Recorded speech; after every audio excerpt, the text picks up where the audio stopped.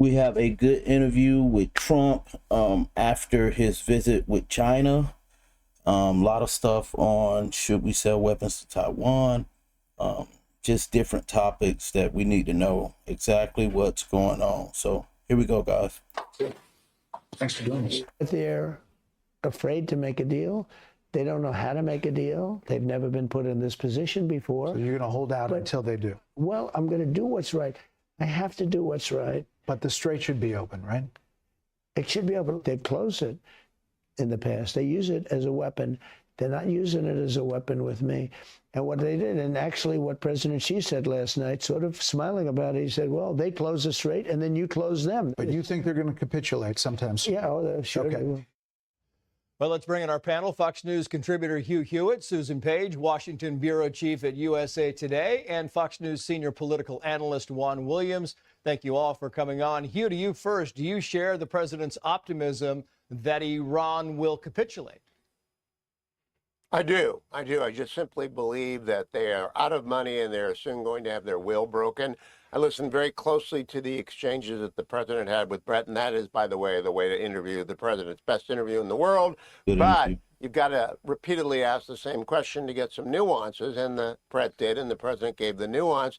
He repeatedly said they are insane, they are lunatics, they are crazy, they cannot have a nuclear weapon. I think combat operations are going to resume shortly.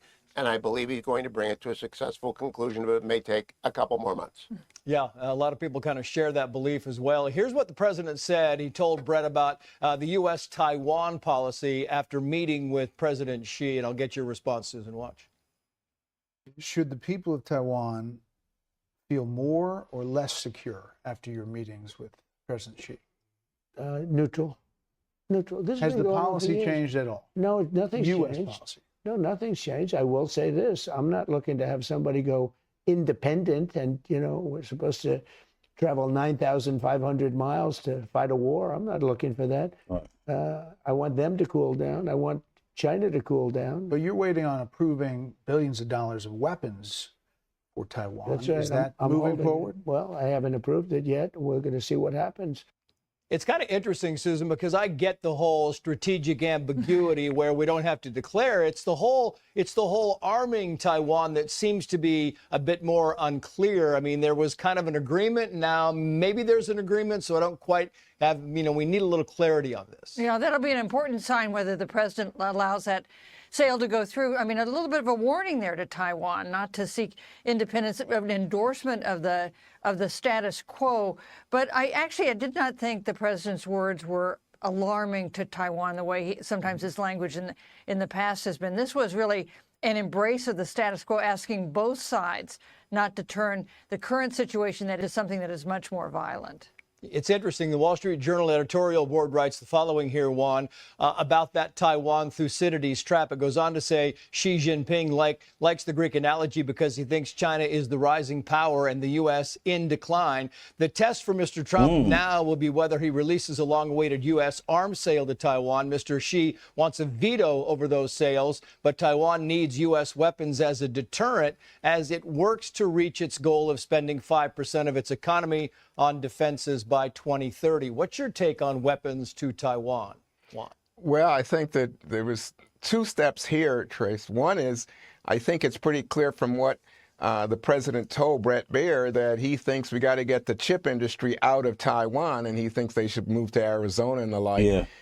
And that's a really interesting statement because the reason that Taiwan is so important economically to the United States is that they produce the chips that are so central to artificial intelligence and our dominance in that way. And so he's saying, well, we got to get them out. And secondly, previously, the understanding was we're not supposed to negotiate with the Chinese about arms to Taiwan. That's what Ronald Reagan said as a precedent. But the President Trump is saying, yeah, that's old stuff. And we are going to talk to the Chinese about whether or not we deliver on this $14 billion promise in terms of arms shipment to Taiwan. Seems like he knows how serious this can get. And if we lose those chips, that would be a major setback with us as far as AI. And we are making huge huge steps in that area right now. I mean, everywhere you look is AI involved in something. So the very people that makes the chips, if they were to get in a war, that would set us back tremendously. So I believe he understands and sees the severity and the importance of keeping that part of our industry going above. I mean, it's just as important as the oil industry, if not more. You know, was the first war that AI was even used in. So, yeah, this could get real bad real quick if they were to get into it with China. He said it's sort of status quo. I think if you're Taiwan at the moment, you might have a touch of anxiety. Yeah, a little bit. It's interesting. I thought one of the most interesting parts of the interview was when Brett played an interview that the president did before going to China, where he was talking about that he wasn't concerned about America's financial situation. And if you don't know, that's the reason we were about to give Taiwan weapons, is so we can help them protect themselves and keep the AI industry moving in the direction that it's going in. But now that he's went to visit China and they're saying, hey, don't mess this up, it's going to get real interesting now, because it's almost like we're in between a rock and a hard. Well, not really. We just have more stake with Taiwan. And I believe it was a good visit, but at the same time, man, we can't afford to lose that. We can't, bro.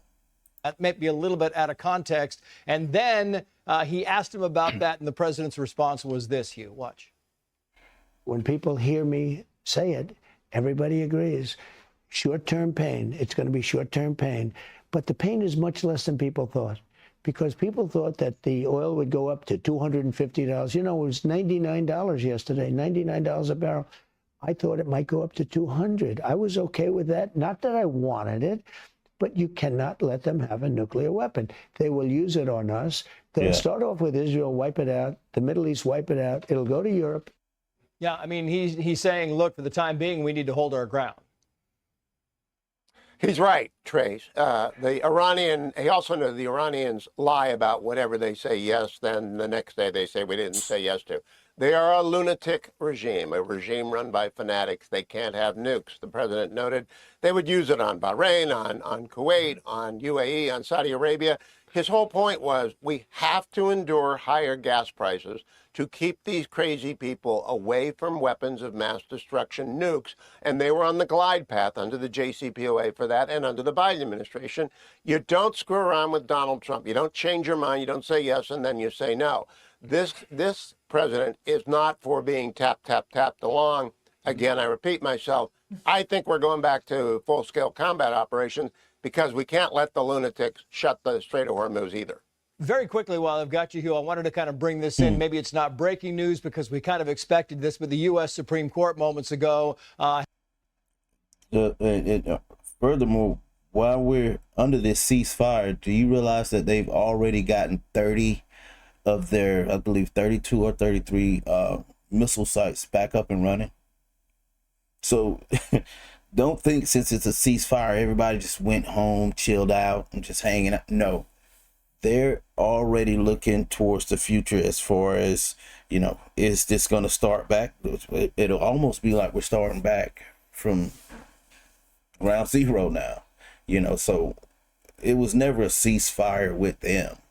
It's always, they just look to the next thing that we got to do to continue on, to make this continue. So, yeah, they are very radical in their beliefs and their approach towards, accomplishing their goals.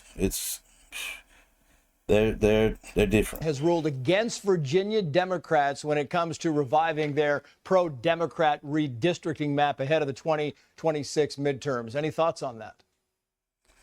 Yeah, if I was a betting man, I'd have bet everything I had on it going that way. Yeah, I think it would have too. You can weigh in on this as well, Susan, but I want to get this very quickly in here. This is Chuck Schumer on the American people not benefiting from Trump's war. He said this. American people may not be benefiting from Trump's war, but our adversaries certainly are. Trump is allowing China to present itself as a source of stability and reason on the world stage, and Russia is raking in record profits from its energy exports. Thoughts on that? Yeah, definitely a different tone toward China and tariffs in this one. But, you know, the domestic political problem for the president is the price of gas, the price of energy. And you heard him double down on the remarks he made before this trip that it's worth short-term pain for long-term gain. That's certainly an argument he can make to the American people, but it's one that is costing him his approval rating now. And Republican candidates who are on the ballot in November are very concerned it's going to cost them in the midterms. Yeah, notable though, Juan, very quickly, where the president's numbers are going down, Democrats' numbers are not going up. Well, I mean, you know, as we come out of this, you know, summit and the great interview by Brett Baer, I mean, there's also a sort of commentary from the stock market. The stock market goes down, oil prices go up, to Susan's point, and that's just a difficult situation. And on the Strait of Hormuz, there are reports that the Chinese are actually helping the Iranians. We didn't get anything from the Chinese in terms of promises to help us. Guys, let me know your thoughts in the comments. Thanks for watching the video. Please subscribe. It's very important. I love giving, you know, more truth out and, you know, hearing from you guys. So, hey, subscribe to the channel. Look forward to seeing you guys on the next one.